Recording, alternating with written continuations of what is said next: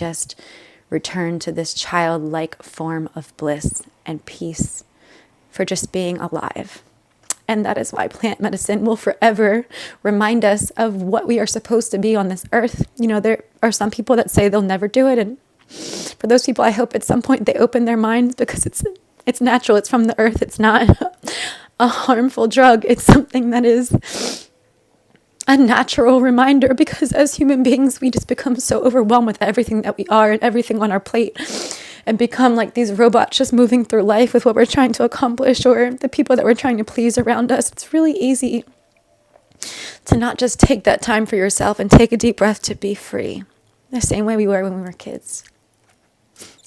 So that's what I felt. And I'll never forget the best part, guys. The best part. Testing, 1, 2, 3. Is this thing on? Hello, beautiful people. Welcome back to my channel. Alexa here. I would love to share with you my experience with ayahuasca in Hawaii. I actually took it twice out there. And it's interesting because I've been wanting to share this experience in the way that it felt most organic to me. And it just doesn't seem like something that can come across as being shared the right way on platforms such as Instagram and TikTok and things like that. So I hope that for whoever sees this and whoever this reaches at the time that they may need it, or, have been looking into, ayahuasca in general, or, if you have questions about it, hopefully this will reach you at the right time on your journey and help whoever may need a little bit of clarification on what it's like. And of course, it's different for everyone, but for me, it was absolutely every bit of special that I both could not have imagined and hoped that it would be. So I lived in Hawaii for 1.5 years just after COVID, and it was crazy, y'all. Like, I went from being a city girl to escaping to living at the Jersey Shore with my sister, and so many things changed. I went from being like this real estate mogul to fashion designer to so many things that I kind of threw myself into as a city girl, where I was just feeling like really proud of myself, but also sort of lost and just wanted to kind of switch it up. And then COVID happened, and a little bit of backstory, we got really blessed, and my grandpa has this cute little rancher at the Jersey Shore, and I got the most beautiful opportunity to live with my sister at the beach, right? Essentially just like a 3-block walk from the beach. And this was so freeing for us because I call my sister my guru. There's a lot to unpack with our stories, but just to give a little bit of her background and why she's so special to me. She actually has always been my big little sister. We're 4 years apart and I'm older, but you would never be able to tell. Without her, I wouldn't have been able to ground myself in so many ways that have made me over time. And I'm just so grateful for that. So if you're a little bit younger and you don't get along with your siblings at this time, trust me, give it time. They'll be your best friends in the whole wide world. And for those that know, you know. So anyway, my sister's journey has been a lot different than mine, but one of the most special things that she's done on her journey is she has actually studied yoga in India.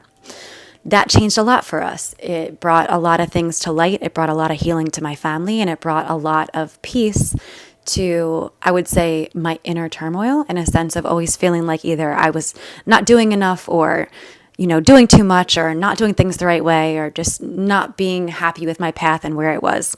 So living with her at the shore, a lot of things changed, and it was beautiful. We lived there for about 1 year, and this was during the time of COVID. So this is when everything was really crazy where we're from in Philly, and, the masks and the whole situation was just a very dark place to be in. So living by the beach, we got very, very blessed, and we felt like things were a little bit different there, a little bit lighter.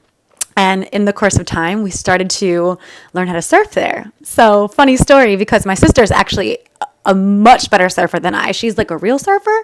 I'm a baby surfer. I call myself a surfer that surfs in convenient conditions. But anyway, so I promised them getting to Hawaii. This is all a part of the journey. So, and I think it's important. I think it's cool to kind of know I think it's important to know when you're ready for things like ayahuasca. And these parts of my journey shaped me in a way where, I got to the point where I knew I was ready. So, okay.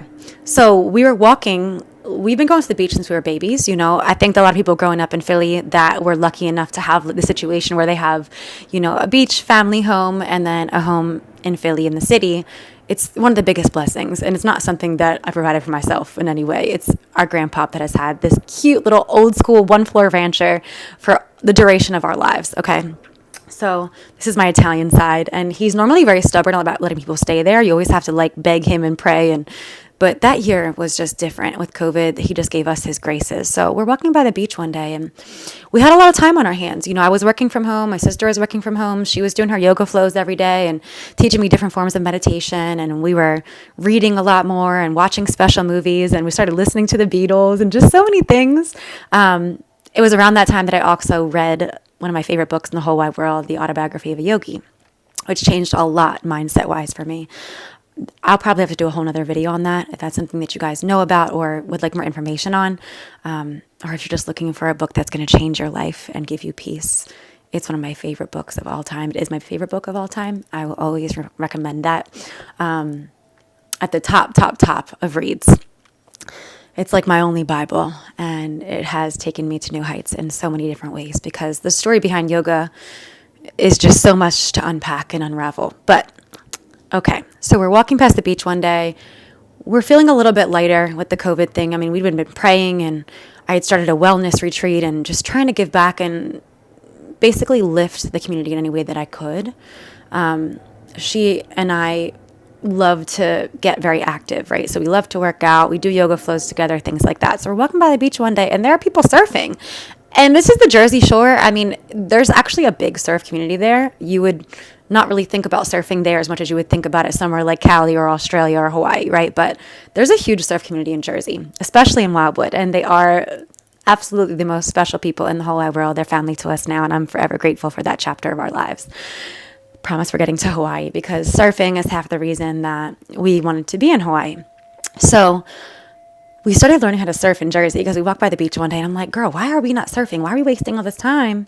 We're like in the house and we're working on other things. Mind you, we've been very proactive in, our spiritual growth at that time. But I was like, people are surfing. Let's learn to surf. So we walked past these guys and I'm like, yo, like I'm yelling at typical me. Like I'm the more extroverted, loud sister. And my sister is so chill. She's like, please stop yelling at them. She's embarrassed already. But I'm just like, excuse me. And I'm like yelling to the surfers. And I'm like, guys, would you ever be open to teaching us how to surf? And one thing that you'll learn about most surfers in the world is they're the kindest people that you'll have ever met. They have an inner peace that is absolutely unrivaled, and they're so special, and they appreciate life in ways that most normal humans don't.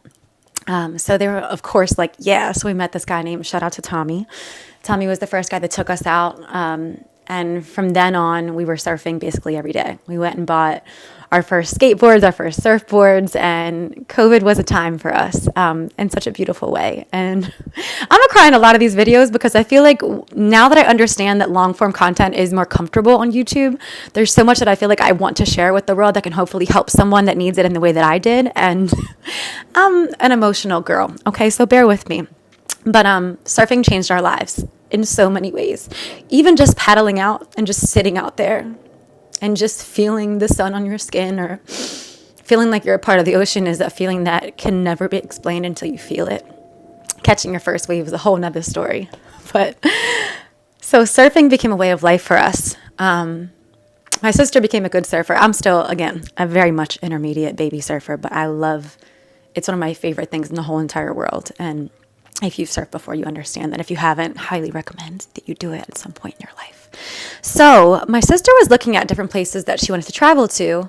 And she's one of the first people that had taught me that traveling differently was the way to do it. Not necessarily traveling in a comfort state of mind, not going to a fancy hotel and worrying about laying by the pool or the amenities the hotel offers, but really traveling, experiencing the culture, learning the language, experiencing the food, and, the way that people exist and, their legends and their ways of life and things like that. We had taken a trip to Panama as our first trip together. That was something further. And that's a whole nother story. Also, I would love to tell you guys that one day. But everything changed when I traveled with my sister. So she started looking at travel opportunities and she ended up thinking about doing this thing called woofing in Hawaii, which is it's worldwide opportunities on organic farms, I believe. It stands for something along those lines.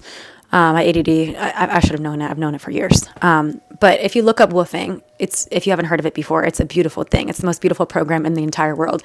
I should really know exactly what it stands for because I ran a whole farm in Hawaii and grew a whole woof team on my own, I'm getting there. So basically, we got to the point where she was ready after a year for her next destination. And at that point, we were both kind of in somewhat relationships. So things were changing a lot for me. I'd never really been in one before. And I wasn't sure what our next steps were or where I was going. And, if we were going to decide that together or not, which was a very big first for me. I've always done everything on my own. So we weren't quite ready. I wasn't quite ready when she was. And so she made this decision to become a farmer in Hawaii on a dragon fruit farm on Maui. God, it's so crazy because everything changed in such a beautiful wave. So she leaves for her trip, goes to live on Maui, and wanted to test it out. I think she ended up, committing for like somewhere between 1 to 3 months. And I was so fascinated with this wolfing program that I was like, I would love to know this is real. Because if it is, I had been wanting to go to like places like all over the world that I was like, if I can go, the exchange is that you work on their land and generally they provide housing and food in exchange for you working on their land. So it's an exchange of housing and food for basically farm work, which if you pick a destination that you're trying to travel to anyway and a land that you would like to get to know, wolfing is one of the most beautiful things on the planet. So let me save the rest of this for a different video because I do want to explain to you guys in another video. See how excited I get? I get all caught up in my words. I do want to explain to you guys in another video what Hawaii was like for me and what being a farmer was like for me there. Let me get there. Okay, so my sister ends up, getting back in touch after her trip is on a roll, and she's telling us how special this dragon fruit farm is and how evolutionary it's been for her and how beautiful it's been to work on the land. And she's meeting a lot of amazing people and doing a lot of really amazing special things, learning all about pollinating dragon fruit and helping to feed Hawaii and learning about, living off the land and things like that. And I'm like, wow, this is crazy. Now, mind you, my boyfriend at the time, ironically, we had met these surfer boys and my sister was dating his brother. I ended up with the other brother, and my sister and the one that she was dating, they parted ways, but the other brother and we became a thing in some way. And essentially, I always wanted to visit Hawaii with him at some point. We had considered it just because, his family, like his mom and brother, still live over there and were living over there at the time, and that's where he was born. So, we had thought about it, talked about it. And when Dominique said that this was real, it was interesting because I didn't personally have interest in going to Maui. I wanted to be, like, I'm a city girl, right? So I loved the fact that where he was from, ironically, was like the perfect fit for me. The island of Oahu is where the city of Waikiki is, which is honestly comparable to like a warmer version of New York, or it's honestly probably more comparable to where I live now in Miami. The city of Waikiki has pretty much everything, good restaurants and a big shopping district and just beautiful everything. And but then they also have, of course, everything else beautiful that Hawaii has to offer. A whole land underneath the blue that is something beyond what we could ever dream, and beaches that are out of this world, and beautiful people that love their land, and a beautiful, absolutely magical surfing culture, of course, which is part of the reason that my sister went to Hawaii. She wanted to go somewhere that she could surf. So we ended up on Oahu. I ended up searching for weeks, I believe months, until I found the most perfect fit. I ended up hopping on a call with this guy who I thought that he was, from some sort of South America, because it seemed like he spoke Spanish, but it turns out he was Brazilian.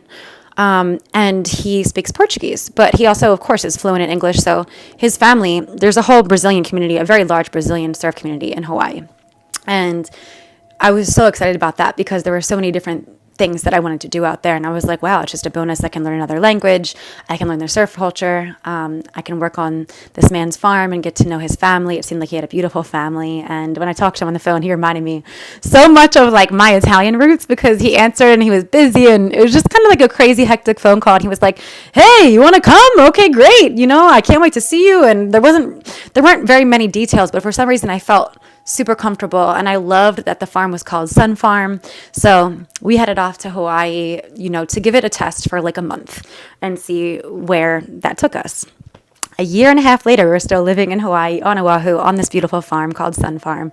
And again, that's a story for another day, but here comes the ayahuasca part. So The farm is very much like a family, and woofing became our way of life, where we would wake up Monday through Friday at 8 a.m., head to work for 5 hours on the land, essentially as farmers, and giving back to the land. A lot of it in the beginning was weeding. Like, the farm needed a lot of help, and we had started with him in the beginning of him actually hiring woofers and, developing a team to help him work on the land and build his dream. So we had a lot of weeding to do. And when I say, we bonded with these people and grew with everyone that passed through as woofers, it was probably one of the most transformational things I've ever been through.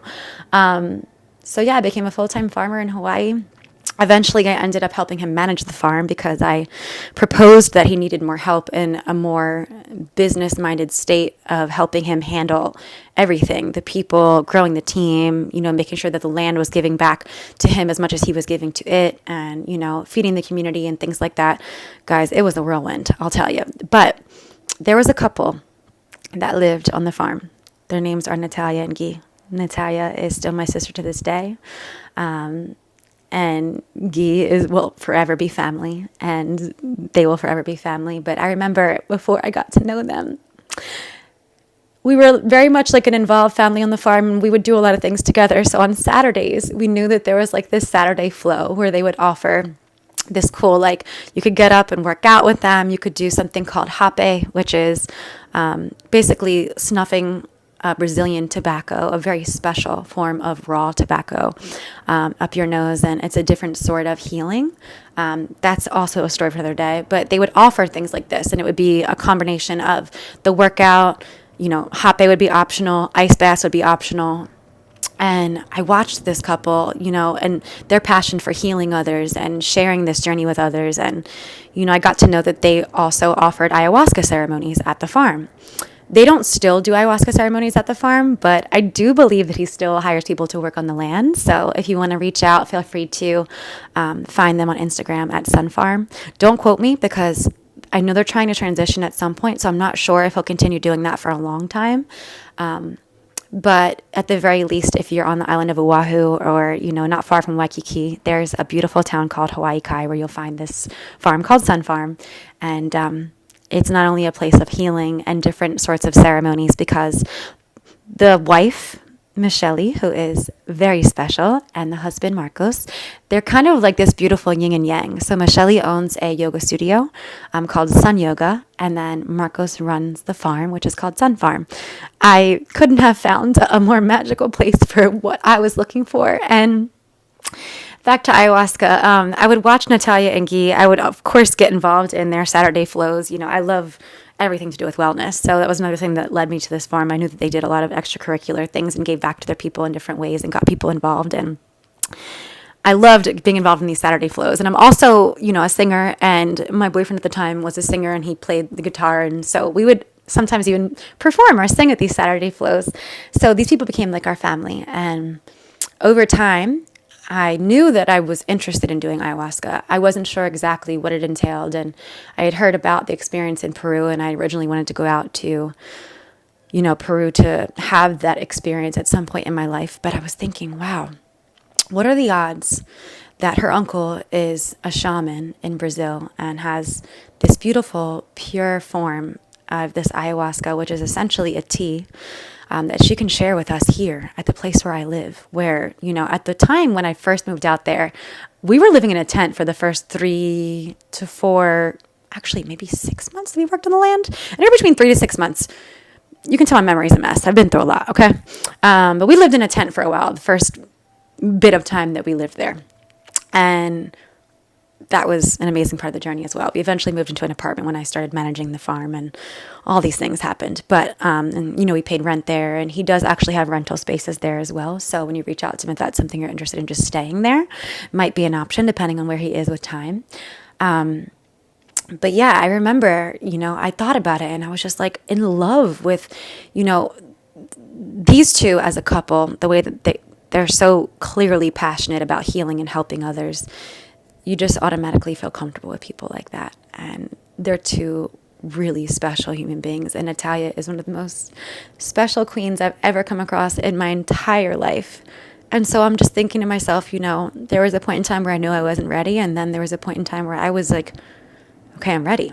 I think I want to do this. So they would have ceremonies ever so often. And the first few passed me by and I didn't get involved. And then there's a whole, you know, there's a whole process that you go through prior to the ayahuasca experience, where they let you know that you have to take this seriously with basically preparing your body, your mind, and your spirit. So, a certain form of fasting and not eating certain things, a certain form of rest, a certain form of, taking care of yourself, meditation, not doing certain things with your body, no drinking, no drugs, things like that before you step into, this era of being ready to actually indulge in ayahuasca experience. So I got to the point where I was ready and I went through the whole prep phase, and I remember the first night came and guys, I can't even explain to you. It was just so destined because not only were they holding it at the farm where I lived, but there was basically an option for all of us to spend the night together in the same space where we did ayahuasca. So everyone would come down to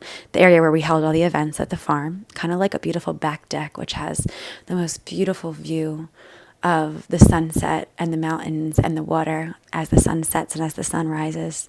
Then there's this deck where we do workouts and things like that. And that's where they set up the altar, and the beautiful music and the beautiful incense and just everything that was flowing. And then there was a fire burning, and there's a different kind of spiritual music that I learned out there, ceremony music. And a lot of people that have done ceremonies before or been involved in ceremonies probably know a lot of these songs, and they're absolutely as life-changing as they're supposed to be. And so that music was flowing, and it was a beautiful night, not too hot, not too cold. And we all supposed to bring a bed and a mattress or, pillows and a blanket.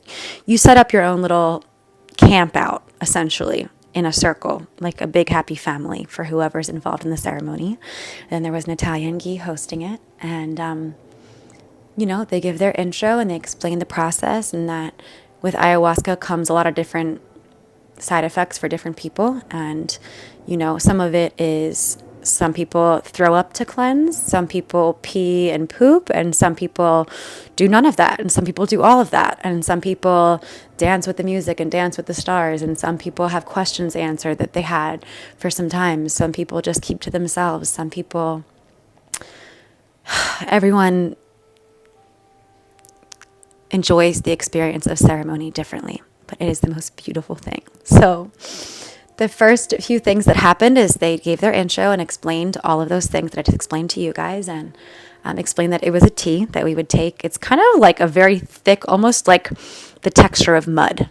It tastes very earthy, and you take your first dose, and then you have the option to take a second, after a little time passes, and you just kind of listen to your body and listen to what your heart is telling you and your mind is feeling. And it's a very open experience for you to pay attention to what your body and mind is going through. So I knew that, let's be real, we've all been through some shit, but I knew that with ayahuasca, there were some questions that I wanted answered, at that stage in my life. This was 4 years ago now. I wasn't where I wanted to be. And so I had a lot of questions about that and the creative side of me and why it's so hard for me to let that flow. And I went into this ceremony with those intentions to get some questions answered, but I had no idea how.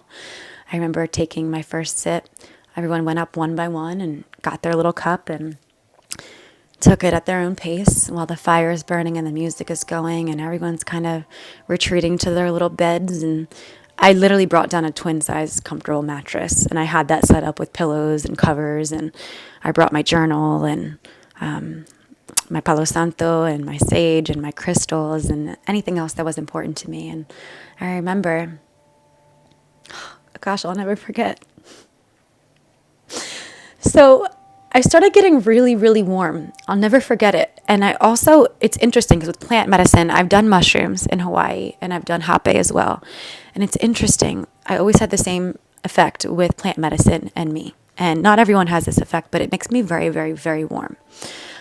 I start getting really warm in my heart. I start getting really warm in my body all over. You can feel the blood racing through your veins, and my heart was beating a little bit faster, but I was just full of peace and an unexplainable bliss. And I started feeling really tired, and I started yawning, like uncontrollably yawning, just yawning. And I'm like, I don't want to go to sleep. I don't want to miss this. So I just laid down for a little while and I watched the stars. And I felt so warm and I felt so hot, and all I could feel was the music. And the music is a different kind of healing. And I remember just the feeling of wanting to get up and dance. So I got up and I started to dance. It felt so good. Now, I love to dance anyway. I dance anywhere. I'll dance in the subway. I'll dance in the shower. I'll dance in front of strangers. I am just a person that loves music and loves to dance, love to sing. I love to do all of those things. And so it was natural for me. Some people were journaling. Some people were crying. Some people were throwing up. Some people were pooping in the woods. Some people were peeing. And all this, they had set up, this wasn't like this big scene of nastiness. They had set up like portable bathrooms that were secluded, so you just knew when people were going what they were doing. And sometimes you might hear certain things. Everyone was kind of in the same space to make sure everyone was safe, right? So they weren't too far away, but they weren't too close. So it was the perfect balance of all those things. But here's me dancing, and I remember, guys, I started dancing and I was so warm and I could feel the fire burning outside of me and inside of me, and I just felt so free and so at peace. And something happens to your mind with plant medicines. The same thing happens to me with mushrooms. The windshield is just clear for me. Like, it's just, my mind stops racing. I stop thinking about what I did wrong or what went wrong in life or what I did yesterday, what I'm doing tomorrow, or all the things I haven't accomplished yet. And I just return to this childlike form of bliss and peace for just being alive.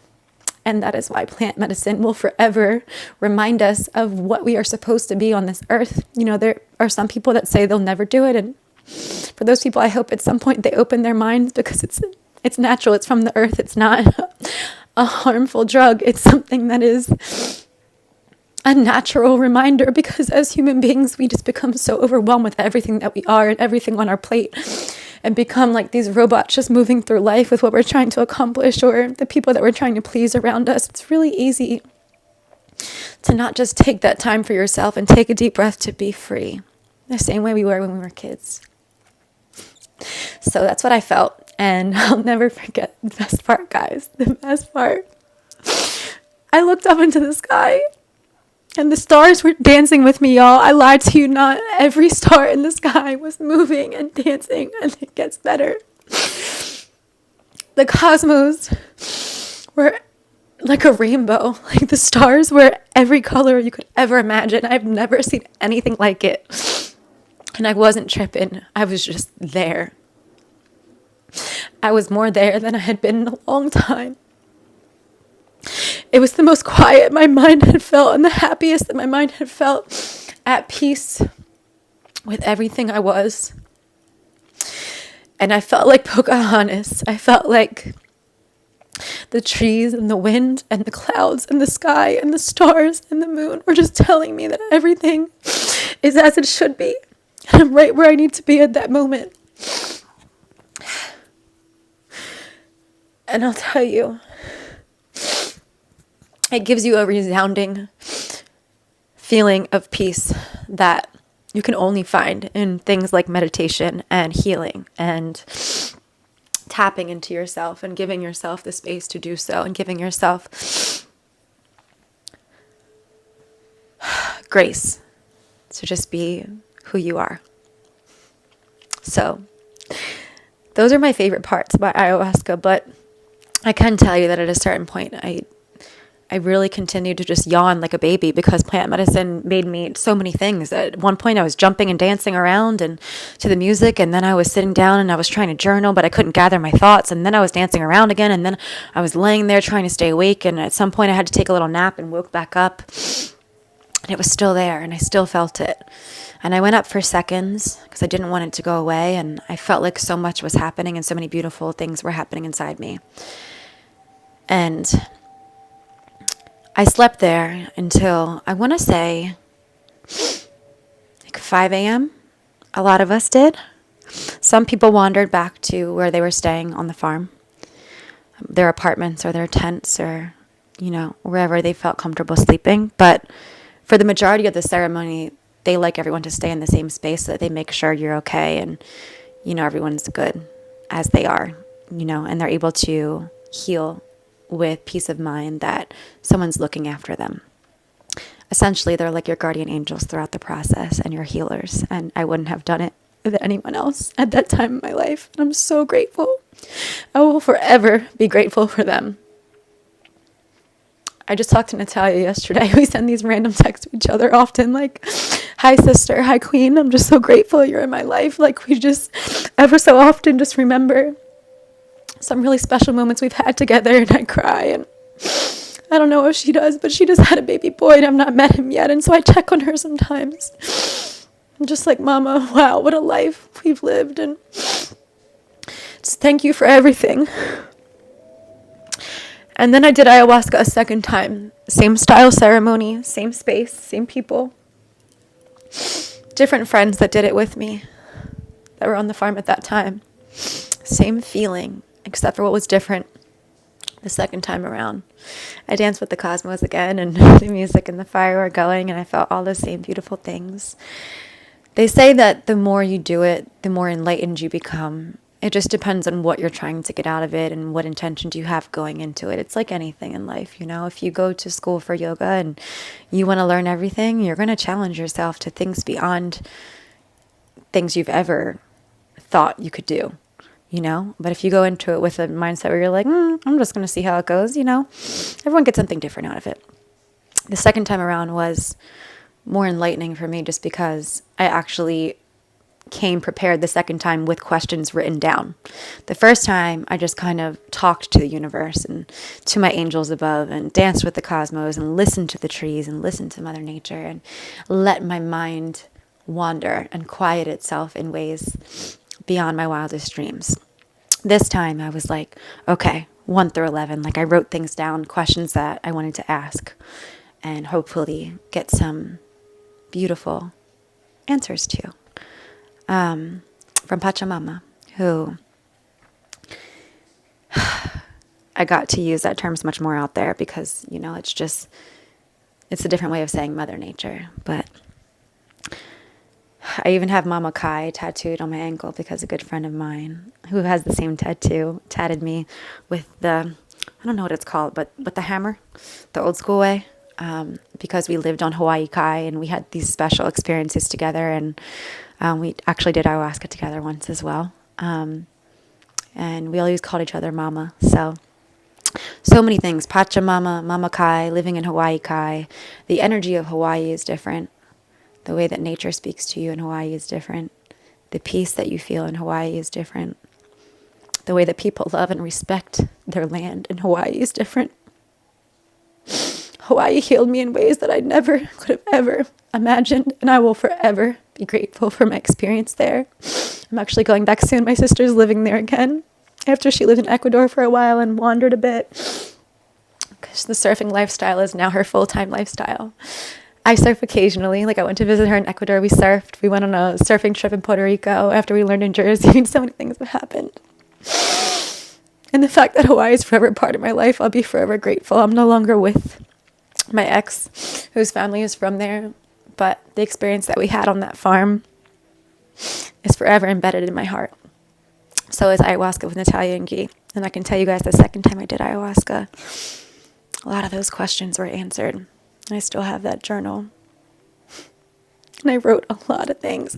I wrote so madly by the fire for my second session with ayahuasca that I woke up and my handwriting looked so crazy, but I could read every word. And I read every word over and over and over again some nights as I fell asleep and just thought to myself, this is surreal. I can't believe this is my reality right now, that I'm having the opportunity to live these experiences and heal this way. The next journey that I will have with ayahuasca will definitely for sure be in Peru, and I can't wait. I'm actually, I think, planning a trip soon with the friend I was mentioning to, hopefully the friend that I was mentioning to you guys, that has such a beautiful spirit and is a wanderer like I. Hopefully soon. Even if it's a solo trip for me, I am excited to do it. Yeah, in Peru with the shaman out there, and I'll always be a fan of plant medicine. I'll always stand behind it 100%. I think it heals us in ways that hospitals and toxic medication never could. I'm a big holistic girl. I'm a big spiritual girl. I believe in healing from the land over anything, any day. And Hawaii helped shape me into that person. And for that, I'm forever grateful. Let me know if you guys want a part 2 in any way. If there's any questions that you have, feel free to drop them in the comments. Thank you for dealing with my spurts of not only ADD and talking too fast and tripping over my words, but for my spurts of crying and then getting back to normal. I swear, this is just me. It's the only way I can be. But thank you for being here. I appreciate you sharing this space, and I hope to share more with you guys. Let me know if, I'll definitely hop back on here to talk about farm life in Hawaii. That'll probably be a bunch of videos, maybe in like part 1, 2, 3, 4, 5, however many. But, if there's anything else you guys want to know about plant medicine, ayahuasca, I definitely should do a video about hape as well, and my experience with mushrooms in Hawaii, and just so many things. But if you're even just back and forth about it, but your heart is ready, always follow your heart. No matter what you do in life, no matter where you go, no matter what risk you take or what sort of healing journey you embark upon, follow your heart, always. It will never lead you wrong. I'll see you guys next time. Biggest love. Don't forget to share, subscribe, like, comment. I'm trying to be a real YouTuber. Anyway, thank you guys for being here. Biggest love. And until next time. Mwah.